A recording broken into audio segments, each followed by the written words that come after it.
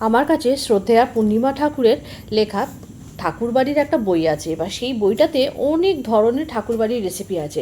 সেইখানে আমি দেখেছি যে বাঁধাকপি দিয়ে আর এই গোবিন্দভোগ চাল দিয়ে রান্না করা। সেখান থেকে ইন্সপায়ার্ড হয়েই আমি আজকে রান্না করেছি এঁচুড় দিয়ে গোবিন্দভোগ চাল দিয়ে। ভীষণ ইউনিক একটা রেসিপি, এত ভালো খেতে হবে। প্রথম থেকে শেষ পর্যন্ত রেসিপিটা দেখো, আশা করি তোমাদের ভীষণ ভালো লাগবে। ভীষণ ট্র্যাডিশনাল রেসিপি। নমস্কার, আমি অন্তরা, আপনাদের চ্যানেল অন্তরা কুকিং চ্যানেলে আপনাদের সবাইকে জানাই অনেক অনেক স্বাগত। বড়দের প্রণাম বা ছোটোদের ভালোবাসা জানিয়ে আজকে রেসিপিটা স্টার্ট করছি। আশা করি অন্যান্য রেসিপিগুলোর মতো এই রেসিপিটাও তোমাদের অনেক অনেক ভালো লাগবে। প্রথমে এঁচোড়টাকে ভালো করে কেটে ধুয়ে নিয়েছি, আর তারপরে কড়ার মধ্যে জল বসিয়ে দিয়েছি। তাতে অল্প লবণ আর হলুদ দিয়ে এঁচোড়টাকে প্রথমেই একটুখানি সেদ্ধ করে নেবো। খুব বেশি গলিয়ে নেবো না, জাস্ট একটু সেদ্ধ করে নেবো। আর এদিকে কিছুটা গোবিন্দভোগ চাল ভালো করে জলে ধুয়ে ভিজিয়ে রেখেছি, প্রায় আধ ঘন্টার বেশি হয়ে গেছে। এদিকে একটা বড় সাইজের টমেটো নিয়েছি, আর পরিমাণ মতো ঝাল, তোমাদের স্বাদ অনুযায়ী ঝালটা নেবে। আর কিছুটা পরিমাণ আদা, মানে এঁচোড়ে যতটুকু লাগবে, এখানে 1 ইঞ্চি মতো আদা নিয়েছি এই এঁচোড়টাতে মানে যতটুকু লাগবে। তারপরে একটা খুব বড় সাইজের আলু, এই আলুটা 4 ভাগের 3 ভাগ নিয়েছি। খুব বড় আলু, এতটা আলু লাগবে না।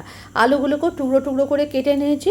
ভালো করে সমস্ত সবজি কেটে নেওয়ার পর এদিকে একটা মিক্সি জার নিয়ে নিয়েছি। তার মধ্যে এই গোটা টমেটোটা দিয়ে নিই, তার থেকে হাফ টমেটো দিয়ে আমি পেস্ট করব, আর হাফ টমেটো আমি কুচিয়ে নিয়েছি। তারপরে মিক্সি জারের মধ্যে টমেটো, লঙ্কা, আদা, অল্প একটুখানি জল দিয়ে ভালো করে একদম মিহি পেস্ট করে নেবো। আর এদিকে একটা মশলার পেস্ট বানাতে হবে, তার জন্য মানে একটা গুঁড়ো মশলা বানাবো। তার জন্য একটা ফ্রাই প্যান নিয়ে নিয়েছি। ফ্রাই প্যানের মধ্যে কিছুটা পরিমাণ ধনে, গোটা জিরে, আর কিছুটা পরিমাণ গরম মশলা বলতে সব কিছু নয়, একটা স্টার এনিস নিয়েছি, কয়েকটা লং আর কয়েকটা ছোটো এলাচ, এটাই নিয়েছি। আর এদিকে ফোড়নে দেওয়ার জন্য কিছুটা পরিমাণ জয়িত্রী ফুল আর একটুখানি লং আলাদা করে নিয়েছি।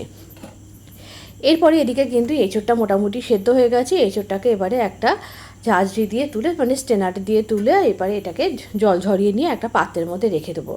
আর তারপরে ওই যে মশলাটাকে এবারে একটুখানি ড্রাই রোস্ট করে নেবো। ড্রাই রোস্ট করে মশলাটাকে গুঁড়ো করে নেবো। ব্যাস, সমস্ত কাটাকুটি সমস্ত রেডি। আর এদিকে আমি না তরকারিতে দিয়েই, মানে ওই পেস্ট করেছিলাম যেটা টমেটো, তার মধ্যে নারকেল কোড়াটা দিতে ভুলে গেছি। তারপরে আবার কিছুটা নারকেল কুচি করে নিয়ে ওই মশলার মধ্যে দিয়ে আবারও ফের নতুন করে পেস্ট করে নিয়েছি। আর এদিকে ওই মশলাটা, যেটা গুঁড়ো মশলা, সেটাকে ভালো করে এরকম পাউডার করে নিয়েছি। এদিকে গ্যাসের উপর একটা কড়া বসিয়ে দিয়েছি। সর্ষের তেল দিয়ে অবশ্যই রান্না হবে। সর্ষের তেল দিয়ে দিয়েছি, 2 গোটা শুকনো লঙ্কা আর তেজপাতা দিয়েছি, দিয়ে আলুগুলোকে ভেজে নেবো। এই তেজপাতা শুকনো লঙ্কা দিয়ে আলুটাকে ভাজতে হবে যাতে সুন্দর গন্ধটা আসা। তারপরে দিয়ে দিয়েছি কিছুটা পরিমাণ গোটা জিরে, দিয়ে ভালো করে আলুটাকে সেদ্ধ করে, মানে ভেজে নিয়েছি। অল্প একটুখানি লবণ দিয়ে দিয়েছি। এই সময় কিন্তু কোনো রকম হলুদ দেবো না, কেননা চালটা একটুখানি রান্না হবে, তারপরে হলুদ দেবো। তারপরে ওই মশলার পেস্টটা দিয়ে দিয়েছি, আর একই সাথে চালটা দিয়ে দিয়েছি। ভালো করে নাড়াচাড়া করে চালটাকে বেশ একটুখানি ভাজা ভাজা করে নিতে হবে। আর তারপরে এই সিদ্ধ করে রাখা এঁচোড়টাকে দিয়ে দিয়েছি, দিয়ে ভালো করে কষিয়ে নিতে হবে। খুব বেশিক্ষণ চালটা সেদ্ধ হতে লাগবে না। এই পর দিয়ে দিয়েছি হলুদ, তার মানে চালটা বেশ কিছুটা রান্না করার পর তারপরে বেশ কিছুটা পরিমাণ গরম জল দিয়ে দিয়েছি। রান্নাটা না ঝোল ঝোল হবে না, বেশ একটু মাখো মাখো হবে। এরপরে টুকরো করে কেটে রাখা টমেটো তারপরে দিয়ে দিয়েছি, একটু ভালো কালারের জন্য কাশ্মীরি রেড চিলি পাউডার। আর এদিকে তেজপাতাগুলো তুলে ফেলে দিয়েছি। তেজপাতাগুলো ভীষণ ডিস্টার্ব করে, শুধু আটকে যায়, আর তরকারি এদিক ওদিক ছিটকিয়ে পড়ে যায়। রান্নাটা একেবারেই হয়ে গেছে, দেখো মাখো মাখো হয়ে গেছে, আর চালটাও একেবারে সেদ্ধ হয়ে গেছে। এর সময় দিয়ে দিয়েছি, চালটা যখন সেদ্ধ হয়েছে তখন সেই ভাজা মশলাটা দিয়ে দিয়েছি।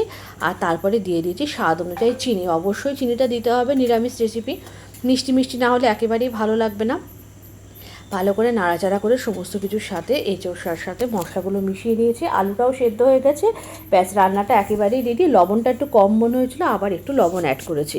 আর যেটা না দিলে নিরামিষ রান্না একেবারে অসম্পূর্ণ, সেটা হচ্ছে ঘিটা দিয়ে একেবারে একটু ঢাকনা চাপা দিয়ে রেখে দিয়েছি। 10 মিনিট স্ট্যান্ডিং মুডে রেখে দেওয়ার পর আমি তারপরে এটাকে একটা বোলের মধ্যে সার্ভ করে নিয়েছি। গরম ভাত, রুটি, পরোটা, পোলাও, যে কোনো কিছুর সাথে ভীষণ ভালো লাগবে। আজকের রেসিপিটা কেমন লাগলো অবশ্যই জানাতে হবে। এরকম নিত্য নতুন রান্নার আপডেট পেতে অবশ্যই অন্তরার পেজের সাথে যুক্ত থাকতে হবে।